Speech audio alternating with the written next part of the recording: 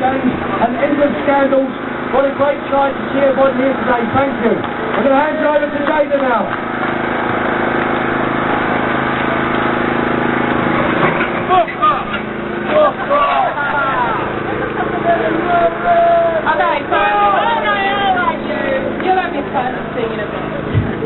What a good-looking bunch.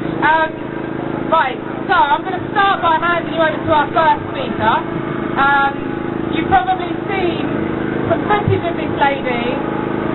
She came to our last rally in Birmingham, and she and I had a chat, and since then I've come to realise that there is another female who is probably just about as crazy as I am when it comes to confronting these Muslims. I'm not sure. She came with us when we confronted a stall in Birmingham recently, a Darwa stall. An incredibly brave young lady.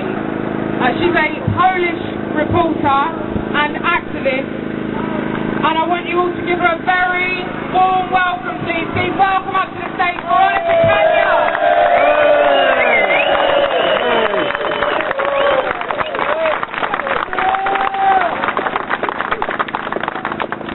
So, hello everybody. My name is Weronika, and thank you very much for coming, joining us today, protesting the Muslim grooming gang.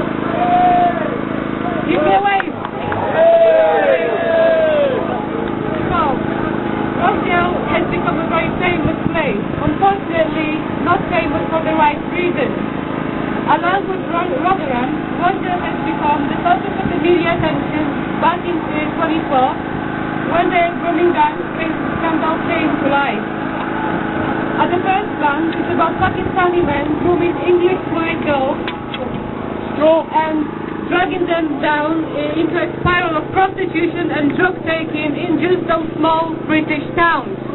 That's all you could learn from the BBC, if anything at all. Now, I have a question. Have you heard how these men are with Asians? Have you heard that this is a race problem? Have you heard that this is only a Rochdale problem? Now, all these are tricks to hide the true scale and the true nature of the grooming gangs. All these cases, when these cases came out in 2012, media had latched onto Rochdale and Rotherham, and their countries have been exposed, which is a great thing. However, Rochdale is only a symbol of a nationwide grooming gang activity. We had seen cases in Birmingham, in Bristol, in Oxford, London, Manchester, Coventry, and even in smallest towns like Ramsgate. The media have been focused on Rochdale in order to hide the real scale of the problem. The grooming gangs are not recent as well. In fact, the first cases came from the West Midlands back in 1980s. This means the problem has been going on for 30 years. That's 30 years of almost complete silence. Also, the problem is not about race. Grooming gangs are not only Pakistani Asians, and the victims are not only white. Grooming gangs, as I've mentioned before, have started in the West Midlands with Muslim men targeting Asian, Sikh and Hindu girls back in 1980s. It's not a recent phenomenon, unfortunately. The non-Muslim Asian girls were the first victims of the grooming. An organization called the Sikh Awareness Society was the first one to wake up, and the first one has been set up to protect and educate the schoolgirls about those dangers. We must do the same thing. Yes. The case from Bristol 2016 has shown that the perpetrators were black Muslims from Somalia. Banbury 2015, black Muslim converts and white Muslim Slavs have been convicted. This was ignored by the mainstream media, and the reason it has been ignored by the mainstream media is because it completely obliterates, completely destroys the false narrative of just Asian men doing the grooming. This problem isn't even confined to the United Kingdom alone. In fact, the same activity has been going on in the Netherlands, where the perpetrators were Somali and Iraqi Muslims. If you're any familiar with the situation in Sweden, you know that this is a country with big problem with the sex crimes committed by migrants, predominantly from the Muslim background. In nearly all the cases, it's about Muslim men targeting non-Muslim girls regarding of the race. So to claim that it's a race problem, it's a racist myth, it's false. The mainstream media, such as BBC, did their very best to conceal the fact and try to make it into a racial issue. It only goes on to show the utter cowardice of the elite and the so-called journalists to tackle the real problems and to name the real causes.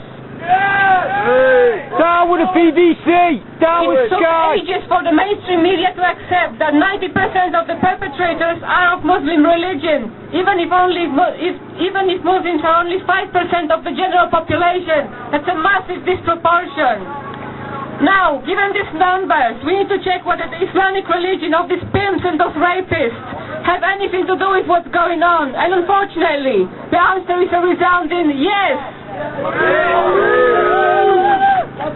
Unfortunately, there are elements of the Islamic teachings and of Muhammad's perfect example to that mandate taking sex slaves among the kuffar women, the non-Muslim women. Quran tells Muslims 14 times. 14 times!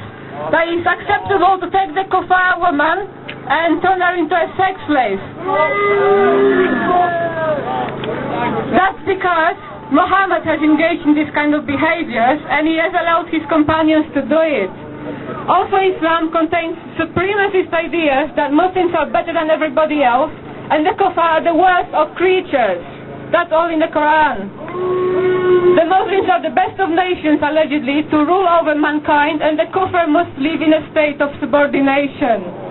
That's the reason many of these rapists see nothing wrong with what they are doing.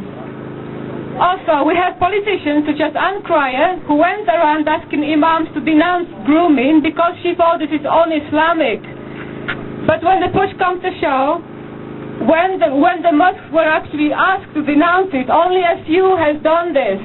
So, if it's such a non-Islamic problem, then how come the Muslim mosques are not actually standing up against it?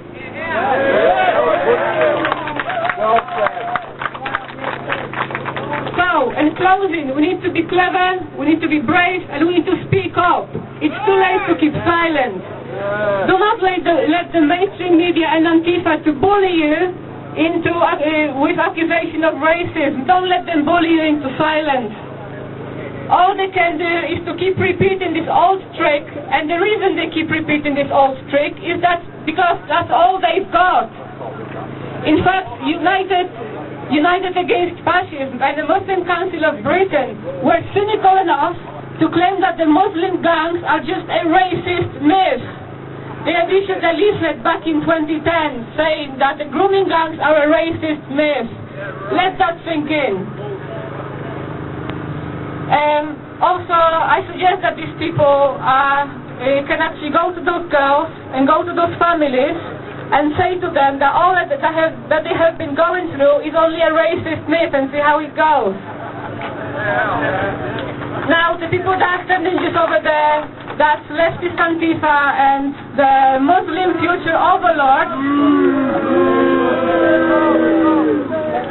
they stand on nothing but oppression, violence and ferocious intolerance of the truth. They are standing up for an ideology that denies the same freedom of speech they enjoy today. And this is the same freedom of speech they are trying to take away from us today. Never give up, never back down, and most importantly, never surrender. Thank you.